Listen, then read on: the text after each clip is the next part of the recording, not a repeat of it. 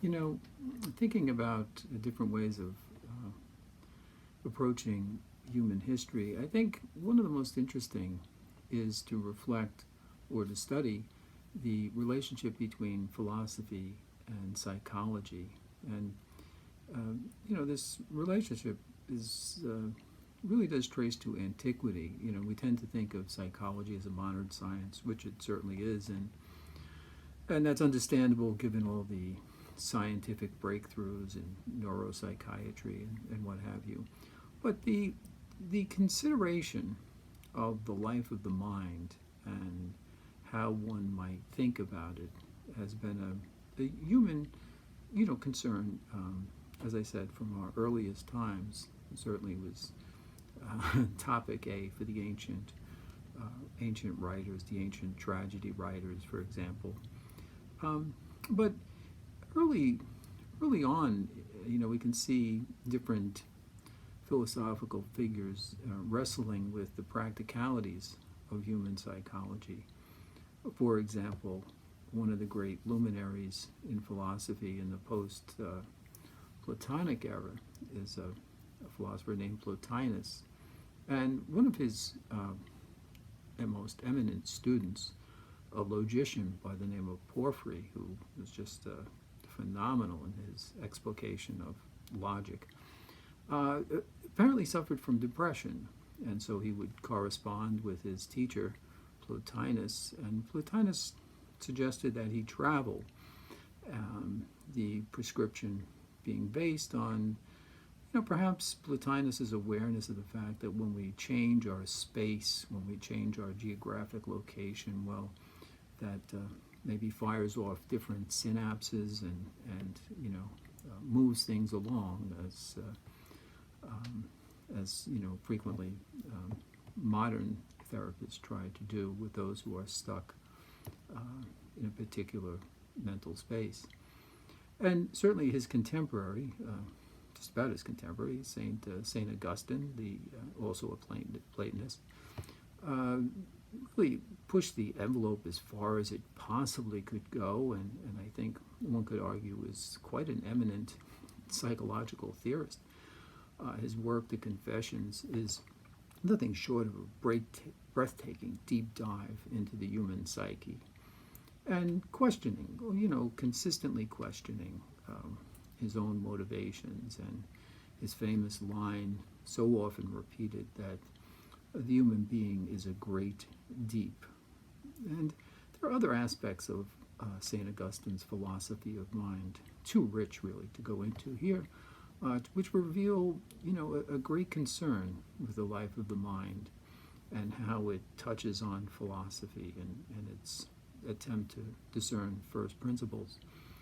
Of course, during the Middle Ages, philosophy was really more focused on the practicalities of philosophical discipline, picking up really from the ancient Stoic tradition of mind control, using the mind to control the emotions, which were deeply suspect, of course, and in the case of the medieval theologians and philosophers, the monks who followed them, this meant getting control over what St. Paul referred to as the inner man, who resembles Freud's concept of the id quite much, needed constant tending and disciplining. And that was really the mindset of monasticism. Lots of strictures, lots of discipline, lots of repression, I guess we would say also today, but that was kind of their take.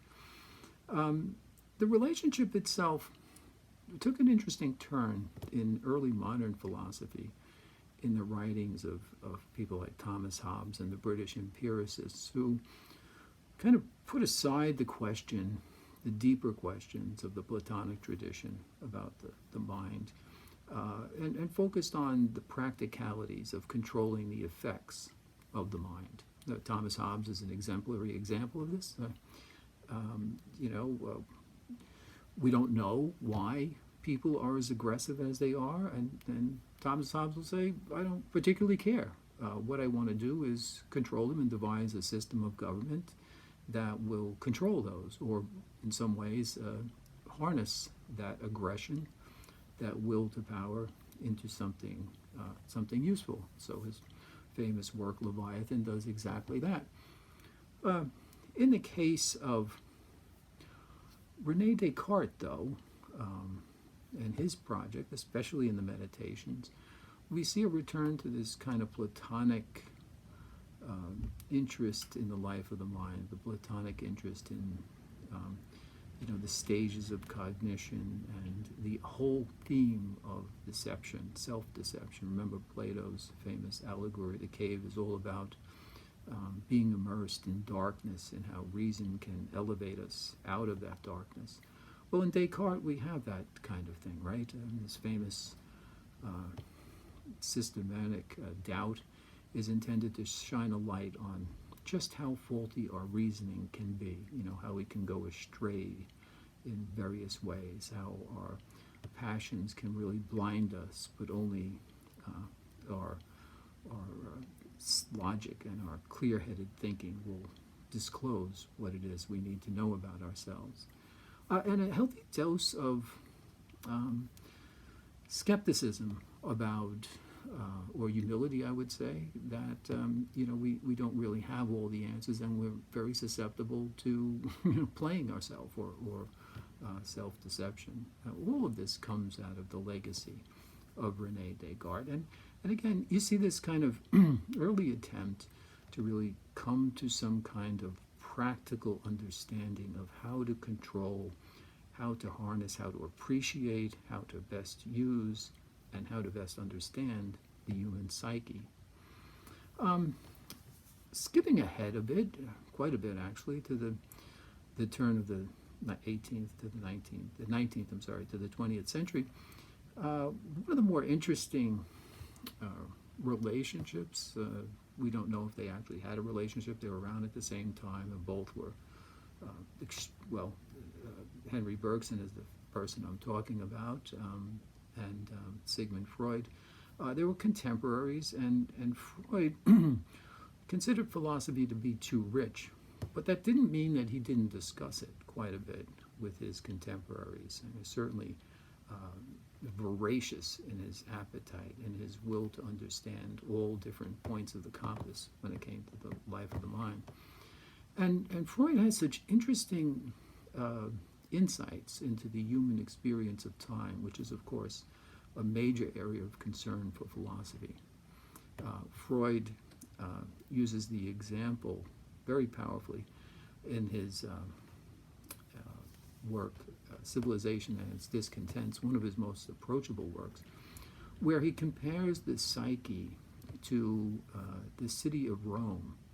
And he asks us to imagine the ancient city of Rome existing right next to it, thereby trying to show us the limitations of a spatial understanding of time, that with regard to therapeutic time, the categories of space don't really work, and we have to look for a different kind of anchor by which to think about treating mental illness and the kind of special problems that time presents. The thing that comes across so massively in Freud's works is the power of resistance, of course, and the many, many hours of psychotherapy that he describes are the result of having to gradually come to some accommodation with the resistance of the patient. If we take a step back for a second, the interesting thing is, from the perspective of time, resistance is futurial. I tend to think of resistance as something that's grounded in the past, the previous experience of the early childhood experiences of the patient. But in order for someone to resist something, and this is part of the legacy of Jean-Paul Sartre, the philosopher's engagement with Freud, one has to anticipate that in therapy, those hot-button issues are going to come up, right? And so while the patient is talking to the therapist all the time in this kind of subterranean city of Rome, as Freud describes it, there's also this awareness of the pending introduction of something the patient doesn't want to talk about. So the trajectory of the resistance, although we tend to think of it as grounded in the past, is actually coming from the future to avoid that future from coming into the present in the conversation with the therapist. So therapeutic time in Freud, really a very interesting contribution. The other interesting contribution is a kind of a three-way relationship between Freudian psychoanalysis, Edmund Husserl's phenomenology, and cognitive behavior therapy as practiced and put forth by Aaron Beck. That's a lot. That's a mouthful. But work with me here. In Freud, there's this notion that there's a that without which, right? There's a core element that is disturbing the patient, which is making them neurotic, and they're repressing that, and making that conscious is the purpose, the telos of the therapy. In Husserl too, Husserl's old phenomenology in his work Ideas is focused on this idea of the noema, a word which really means a core central idea that is the essence of something. And Husserl developed a technique called the epoché, which is designed to reveal this noematic core, this noema. And if you think about the switch from Aaron Beck, who was a Freudian, by the way, to CBT, cognitive behavior therapy, what he's trying to do is, again, use a philosophical technique developed originally by Socrates, of course, questioning, Socratic dialogue with the patient, in a non-judgmental way, very Freudian, to get the patient to see the confusion of their thinking and to really get at that idea, almost like an archaeologist that is so bedeviling the patient in the present time. So there is this interesting kind of play, and play is the right word, between psychology broadly understood and philosophy broadly understood, that goes all the way back to our earliest writers. And of course, in the contemporary era, for those of us who are contemporary, this means the 50s and 60s, we have the really interesting psychiatry of figures like R.D. Laing, who were really unstinting, fearless, real psychic explorers in trying to get at, the sources, the ground, the practical ground for mental disability, cognitive disability. Laing goes right there. He goes right to the family and says, look, here in the family we have a problem, and the problem is power. And what is the power? The power is that the parents who are so large are in control of the one thing in life that the child absolutely needs, and that is affection. And the parent can mete out that affection, can give it or withhold it, sometimes in an irresponsible way, and extract from their child a certain understanding of reality that is faulty, just plain and simple. And therein lies the confusion, Laing argues, that sets the groundwork in play for lifelong challenges by patients. More recently, some great work has been done by the late Ozzie Wiggins and Michael Schwartz on the psychiatry, the philosophy of psychiatry, I should say, and the question of why certain individuals labeled in different ways who suffer, cognitive challenges, why they process time differently. Why do they look at time differently? And a very interesting question, and of course even more so when we look at the question of time and the processing of time from the perspective of kind of existential philosophy and the whole question of the human necessity, the existential ground of human temporality. Okay, so problems with the processing of time, are they problems with, are they existential crises? We don't use that term very often any longer, but certainly something to consider. So I want to encourage you to investigate the relationship between philosophy and psychology as a window into human history and into the human condition. And in many ways, as I said, it's a play. It's a play of two different fields, an openness and then a sort of like one borrowing from the other or processing what the other brings forth. Very interesting way.